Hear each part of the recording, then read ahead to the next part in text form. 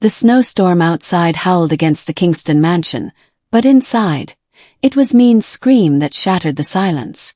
"Please, she's only 3 days old." Her voice cracked as 2 men in black suits tore her baby from her arms. Helena Kingston's heels clicked closer, the sound cruelly calm. "You should have known your place, girl," she hissed. Brandon just stood there, her husband, her love, eyes cold, unmoving. A single sheet of paper fell at Mean's feet. "Divorce. Sign it, or we'll take the child." Tears blurred her vision as she reached for the pen. Pain seared through her C-section stitches. "You'll regret this," she whispered. Cassandra's laugh cut through the air like glass. "Regret? You're nothing." Moments later, the doors burst open and the blizzard swallowed her whole. Hospital gown, bare feet, her newborn wailing in her arms. They thought they'd erased her. What they didn't know. She had just inherited $2.3 billion. Stay till the end, because when she walked back into that mansion, every cruel smile vanished. Subscribe now to Canada's Heartfelt Tales, where true power rises from the coldest betrayal. The snowstorm swallowed the night, but Mean kept walking. Her hospital gown clung to her skin, stiff with frozen blood. Her baby whimpered weakly against her chest, the sound fading with every gust of wind. Streetlights blurred through tears and frost. She didn't even know where she was going, only that she couldn't stop. If she stopped, they'd win. By the time she collapsed near a deserted intersection, her body was ice. A pair of headlights broke through the white darkness. Tires screeched. A tall man in an overcoat ran toward her. "Miss Chen." His voice was rough, urgent. She blinked. "Who are you?" "Mr. Harrison," he said quickly. "Your grandfather's attorney. We've been searching for you." She didn't understand. Grandfather. Her mother had died years ago, broke and forgotten. But before she could speak, she was lifted into warmth. Heated blankets. Car door slamming. The sound of an infant crying again. She blacked out to the rhythm of tires spinning through snow. When Mean woke, sunlight poured through tall windows. The room smelled like lilies and antiseptic. Her daughter was safe, wrapped in a white bassinet beside her. And beside the bed sat Mr. Harrison, calm, dignified, holding a folder thick with documents. He explained everything. William Chen, her grandfather, founder of Chen Global Industries, billionaire, visionary, estranged from his daughter, Mean's late mother. He had searched for years and finally located Mean. But he'd died just days ago, leaving his entire empire to her. Mean's hands trembled as she held the letter written in his shaky handwriting. "Show them what Chen blood really means. Never bow again." Something inside her shifted. It wasn't just relief, it was fire. Every humiliation, every slap, every cold laugh from Helena Kingston ignited inside her like gasoline meeting flame. "Mr. Harrison," she whispered, "teach me everything." From that day she didn't rest. Her days blurred into a war of focus. She studied business law until sunrise, learned negotiation tactics, shadowed executives, and memorized financial structures until her eyes burned. Her body still ached from childbirth, but her mind had become sharper than any blade. At night, when Luna slept beside her, Mean sat by the window overlooking the glittering city. Her reflection in the glass no longer looked like a victim. It looked like power, quiet, deliberate, unstoppable. 2 months later, the transformation was complete. Gone was the fragile girl who had begged for mercy. In her place stood chairwoman Mean Chen. Hair pulled tight, tailored white suit, voice steady as steel. Her empire now moved under her command. Then came the real work. Harrison presented her the Kingston financial records. What she saw made her almost smile. "Bankrupt," she murmured. "Poetic." The Kingstons owed $50 million in loans. Loans Mean quietly bought one by one through shell companies. Their stores were on properties now owned by her subsidiaries. Their debts, their image, their empire, all now rested in her hands. But Mean didn't rush revenge. She wanted precision. She wanted the fall to echo. One evening her phone buzzed. A message from her investigator. Cassandra's real name, Candy Thompson. 3 fraud cases. 1 pending warrant. Min stared at the screen, silent. Then she simply replied, "Proceed." Weeks later the scandal broke. News anchors flashed Cassandra's mugshot across national TV. Headlines screamed, "Socialite's shocking past exposed. Fake pregnancy and fraud scheme uncovered." Brandon Kingston's career imploded overnight. His board expelled him. Helena's boutiques lost investors. Natasha's modeling agency was hit by a wave of cancellations after leaked footage revealed her cruelty. The internet feasted on their downfall, unaware the woman orchestrating it all was the same one they'd left bleeding in the snow. But the final blow was yet to come. When Gregory Kingston, once the towering patriarch, applied for a major contract with Chen Global Industries, Min approved the meeting personally. Harrison raised an eyebrow. "Are you sure, ma'am?" She nodded. "They want salvation. I'll give them revelation." The day of the meeting, the Kingston family arrived early, pretending confidence. Their limousine gleamed, but their faces betrayed sleepless nights. Helena's pearls were fake. Natasha's designer coat couldn't hide her shaking hands. Brandon's tie was crooked, his eyes hollow. Inside Chen Tower's 45th floor boardroom, the family waited. Polished marble floors. Glass walls overlooking the skyline. Silence heavy enough to crush pride. Then came the sound of heels. Measured, deliberate. The glass door opened. Min entered.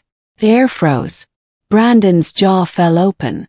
Gregory's face drained of color. Helena's knees wobbled. Natasha whispered, "It can't be." But it was. Min walked to the head of the table, placed her hands on the cool glass and said softly, "Good morning. I trust the drive wasn't too cold." No one spoke. Only the sound of Helena's breath catching like a prayer gone wrong. "You were expecting the CEO of Chen Global," Min continued. "You're looking at her." She turned toward the massive screen behind her. "Let's review your record before we discuss business." A single click, and the footage began. Hospital hallway.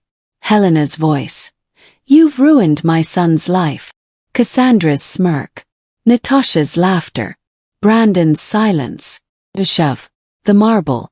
The snow. Every sound filled the room like ghosts screaming for justice. Helena's hand flew to her mouth. Natasha sobbed. Gregory tried to stand, but security blocked the door.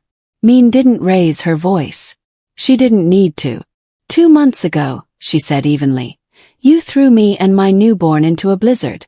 You called me garbage.